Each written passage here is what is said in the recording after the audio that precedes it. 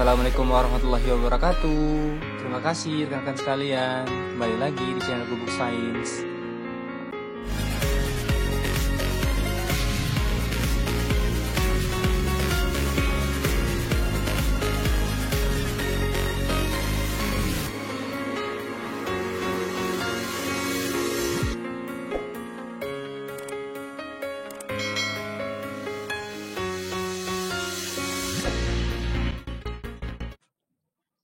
Ya, halo rekan-rekan sekalian. Jumpa lagi di channel kita, channel Gubuk Sains.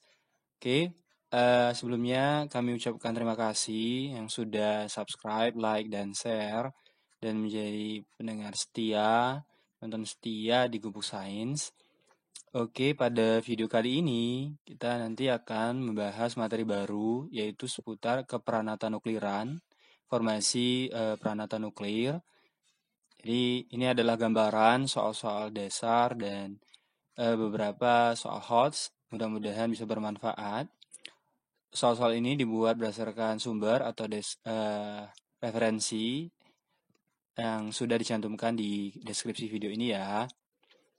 Kemudian sambil menunggu jadwal SKB keluar, kita berdoa mudah-mudahan kita selalu sehat dalam lindungan Allah Tuhan Yang Maha Esa, agar semuanya wabah ini segera berakhir dan kita segera dan siap untuk menghadapi ujian SKB nanti. Oke, kita mulai ya.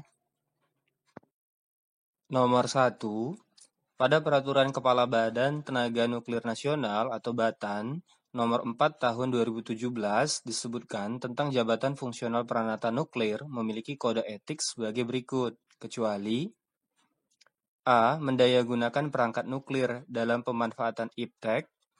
B. Meningkatkan keterampilan dan keahlian sesuai bidang kompetensi. C. Meningkatkan profesionalisme dan menjunjung kebenaran serta kejujuran. D. Bekerja secara random, kreatif, dan bisa menyesuaikan SOP. Atau E. Bekerja maksimal untuk menghasilkan karya yang berkualitas tinggi. Maka jawabannya adalah D. Pembahasannya, opsi D bukan merupakan kode etik untuk peranata nuklir. Seharusnya adalah bekerja secara terencana, sistematik, dan taat mengikuti kaidah ilmiah. Nomor 2, dalam melakukan kerja sebagai peranata nuklir harus memperhatikan keselamatan dan kesehatan, apalagi dalam menghadapi suatu bahan bakar nuklir yang memiliki pengertian, yaitu A. Bahan yang dapat mengubah zat padat menjadi zat cair. B. Bahan yang dapat diubah menjadi bahan yang menghasilkan reaksi pembelahan berantai. C. Bahan yang menghasilkan proses transformasi inti berantai. D. Bahan yang bisa bertransformasi meskipun tidak ada pemicunya. Atau E. Bahan kompleks yang harus diwaspadai. Maka jawabannya adalah C. Sebagai peranata nuklir, wajib bekerja secara terencana, sistematik, dan taat mengikuti kaidah ilmiah, apalagi dalam menangani bahan bakar nuklir yang dapat menghasilkan proses transformasi inti berantai. Soal nomor 3, suatu kegiatan untuk menghentikan beroperasinya perangkat nuklir secara tetap disebut dengan istilah decommissioning. Berikut ini adalah perangkat-perangkat nuklir yang bisa di-decommissioning kecuali A. Reaktor nuklir. B. Instalasi darurat nuklir. C. Instalasi nuklir non-reaktor. D. Komponen instalasi nuklir. Atau E. Instalasi radiasi pengion. Maka jawabannya adalah B. Pembahasannya, perangkat nuklir yang di-decommissioning hanya meliputi 1. Reaktor nuklir, 2. Instalasi nuklir non-reaktor atau INNR, 3. Komponen instalasi nuklir, dan terakhir adalah instalasi radiasi pengion. Nomor 4, berikut ini adalah beberapa kerugian yang bisa timbul, seperti cacat, cedera, sakit, kematian, kerusakan harta benda, pencemaran dan kerusakan lingkungan yang ditimbulkan oleh radiasi atau gabungan radiasi dengan sifat racun, mudah meledak, dan lain sebagainya. Hal-hal demikian termasuk A. Kedaruratan nuklir, B. Keperanatan nukliran, C. Keamanan sumber radioaktif, D. Keselamatan nuklir, atau E. Kerugian nuklir. Maka jawabannya adalah E. Beberapa hal tersebut masuk ke bagian kerugian nuklir. Pertanggungjawaban yang harus diberikan akibat kerugian nuklir, maka dikenal istilah liability. Opsi A lebih kepada keadaan bahaya akibat dari lepasan zat radioaktif dari instalasi nuklir. Opsi B itu tentang kegiatan ilmiah yang berkaitan dengan pemanfaatan iptek. Opsi C yaitu tindakan untuk mencegah akses tidak sah, perusakan kehilangan, dan sebagainya. Sementara opsi D yaitu kondisi operasi yang ditetapkan, pencegahan kecelakaan. Nomor 5. Penyelenggaraan keselamatan nuklir meliputi pemantauan dan pelaksanaan keselamatan radiasi personil, daerah kerja, lingkungan, dan kesehatan kerja. Dalam menyelenggarakan itu, dibuatlah suatu dokumen. Dokumen tersebut adalah Laporan Analisis Keselamatan atau LAK yang akan dijadikan sebagai A. Persyaratan izin operasi reaktor dan instalasi nuklir, non-reaktor, dan AMDAL. B. Persyaratan dalam membangun reaktor nuklir yang baru. C. Persyaratan izin membangun pusat layanan kesehatan dan keselamatan nuklir. D. Hanya untuk pengelolaan bahan nuklir. Atau E. Izin untuk memantau dan mengevaluasi pada perangkat nuklir saja. Maka jawabannya adalah A. Pembuatan dokumen laporan analisis keselamatan atau LAK sebagai persyaratan izin operasi reaktor dan instalasi nuklir, non-nuklir, AMDAL, dan dokumen lainnya yang sejenis, serta pengelolaan bahan nuklir. Oke, nomor 6. Suatu alat atau instalasi yang dijalankan dengan bahan bakar nuklir yang dapat menghasilkan reaksi inti berantai yang terkendali dan digunakan untuk pembangkitan daya, penelitian, dan atau produksi radioisotop adalah A. Reaktor pengion, B. Reaktor nuklir, C. Reaktor non-nuklir, D. Instalasi nuklir dan non-nuklir, atau E. Akselerator. Maka jawabannya adalah B. Pembahasannya, reaktor nuklir adalah alat atau instalasi yang dijalankan dengan bahan bakar nuklir yang dapat menghasilkan reaksi inti berantai yang terkendali dan digunakan untuk pembangkitan daya, penelitian, dan atau produksi radioisotop. Nomor 7. Indonesia adalah negara cinta damai, tidak ingin terjadi peperangan dan penjajahan di muka bumi, karena sesuai amanat dalam pembukaan UUD 1945 alinea keempat. Suatu upaya yang ditujukan untuk memastikan bahwa tujuan pemanfaatan bahan nuklir hanya untuk maksud damai dikenal dengan istilah A. Review, B. Saduran, C. Safeguard atau Safeguards, D. Liability, atau E. Standard Code. Maka jawabannya adalah C.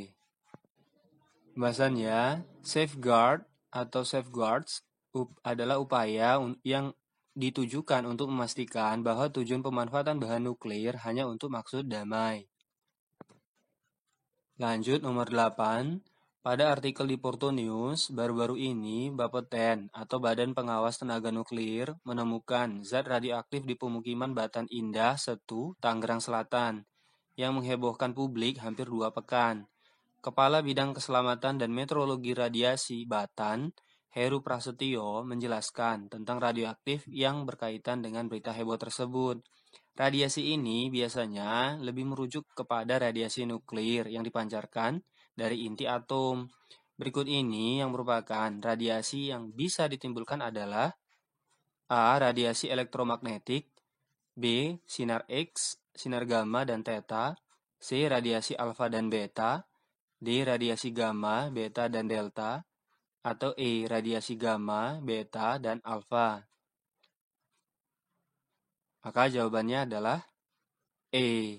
Pembahasannya, bahan atau zat radioaktif yang bereaksi dengan memancarkan radiasi ke lingkungan dapat berupa radiasi gamma, radiasi beta, dan radiasi alfa atau sinar X.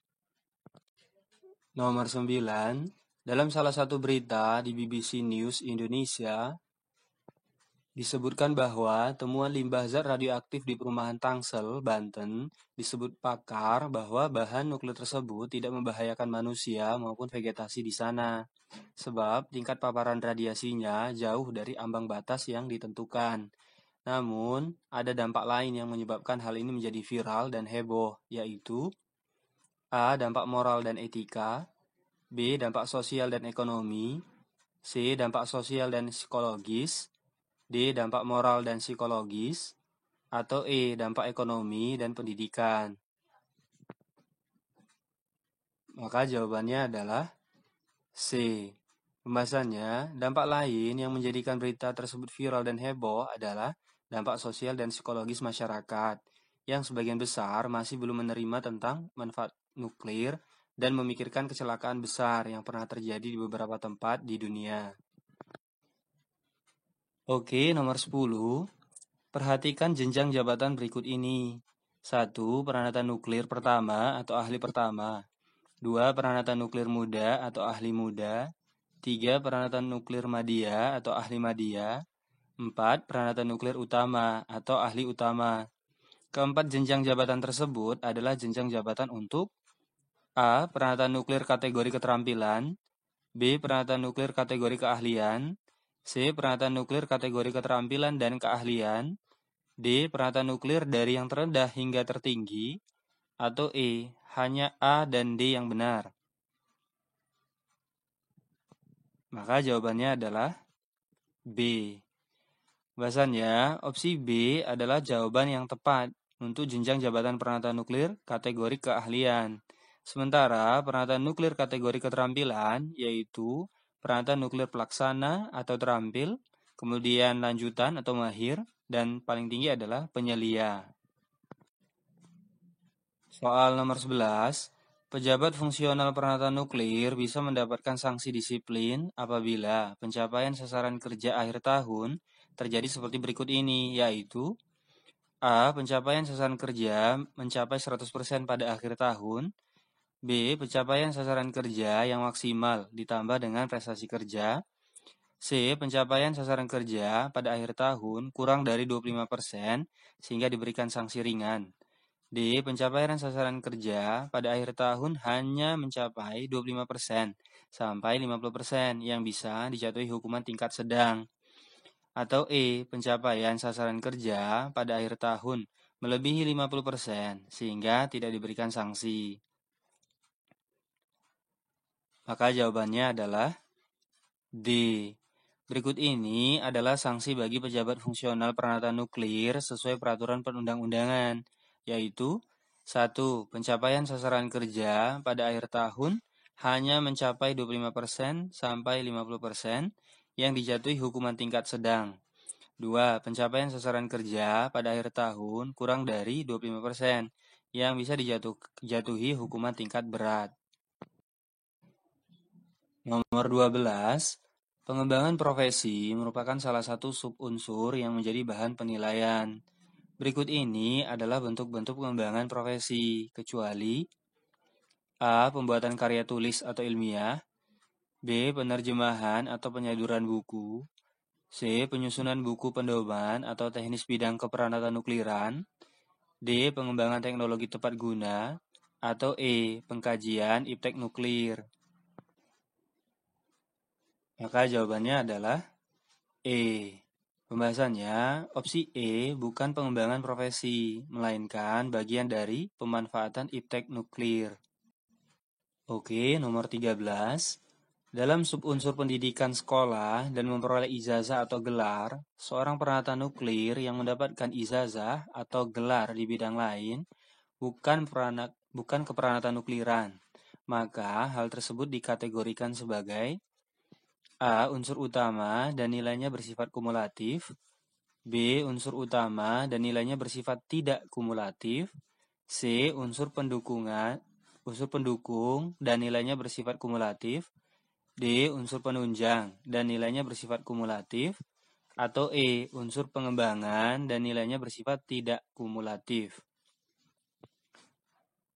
Maka jawabannya adalah D. Gelar atau ijazah di bidang lain yang tidak terkait dengan keperanatan nukliran yang diperoleh peranatan nuklir dapat dinilai sebagai unsur penunjang dan nilainya bersifat kumulatif. Demikian juga gelar atau ijazah di bidang yang terkait dengan keperanatan nukliran, tetapi pada tingkat yang lebih rendah atau tidak dikeluarkan oleh perguruan tinggi terakreditasi. Soal nomor 14. Dalam menanggulangi kedaruratan nuklir, peralatan nuklir di kategori keterampilan dan keahlian memiliki kesamaan dalam menjalankan kegiatannya. Kegiatan tersebut diantaranya adalah A. Melakukan kesiapsiagaan atau penanggulangan kedaruratan atau remediasi lokal. B. Menyelia kegiatan simulasi kesiapsiagaan. C. Melakukan evaluasi simulasi kesiapsiagaan. D. Melakukan koordinasi teknis simulasi kesiapsiagaan. Atau E. Melakukan review simulasi kesiapsiagaan. Maka jawabannya adalah A. Pada opsi A adalah persamaan kegiatan antara peralatan nuklir keterampilan dan keahlian. Sementara untuk ini opsi A dan B itu adalah kegiatan penanggulangan oleh peralatan nuklir kategori keterampilan saja. Kemudian opsi A, C, D, dan E itu adalah kegiatan untuk peralatan nuklir kategori keahlian. Nomor 15. Badan Tenaga Atom Internasional atau International Atomic Energy Agency atau IAEA dan para pakar nuklir dunia telah membuat konsep keamanan nuklir dan petunjuk pelaksanaan bagi negara-negara anggota. Konsep keamanan nuklir tersebut diterbitkan pada tahun 2008 dalam Nuclear Security Series nomor 7. Selain itu, Indonesia adalah salah satu negara penandatangan konvensi bersama yang berisi tentang A. Peningkatan kerjasama bahan bakar nuklir. B. Keamanan manajemen sisa bahan bakar nuklir dan keselamatan limbah. C. Keamanan dan keselamatan dalam mengatasi kesehatan makhluk hidup lain di lingkungan. D. Menjalankan pemantauan radiasi nuklir dan non-nuklir di Indonesia. Atau E. Menciptakan ketenangan dan perlindungan kesehatan bagi masyarakat. Maka jawabannya adalah B. Indonesia adalah salah satu negara yang menandatangani konvensi bersama tentang keamanan manajemen sisa bahan bakar nuklir dan keselamatan limbah radioaktif, konvensi keamanan nuklir, dan konvensi proteksi fisik terhadap material nuklir.